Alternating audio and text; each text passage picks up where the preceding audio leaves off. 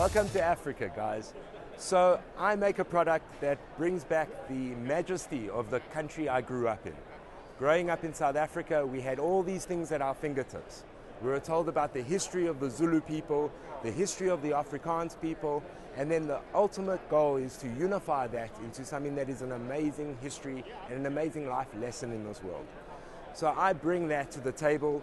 I make everything out of 5160 Land Rover leaf suspension steel.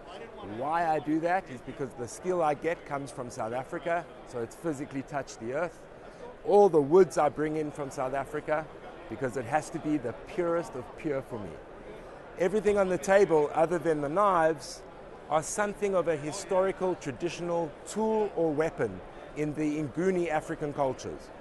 From the stabbing spears, to the throwing spears, even to the little axe.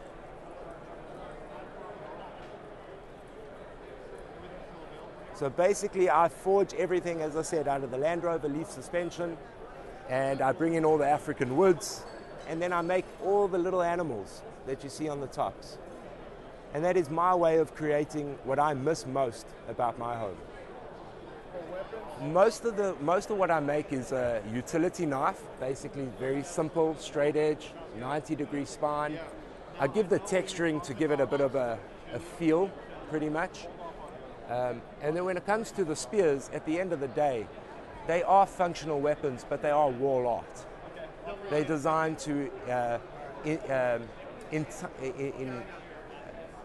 trying to think of a good word, they're used in a way to decorate a room or a house. Again, us South Africans, we have this heritage all the time with us. And it's hard to leave us, no matter where we live in the world.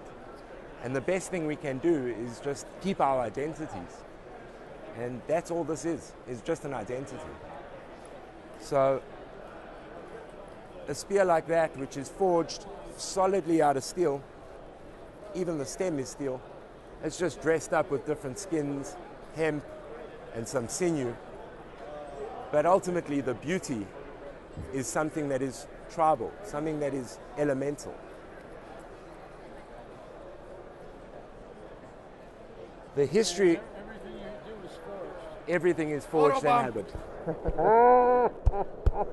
Hey, boy. How you doing, You guys are really friendly. Now, thanks for screwing up my interview. But that's all right. That's all good.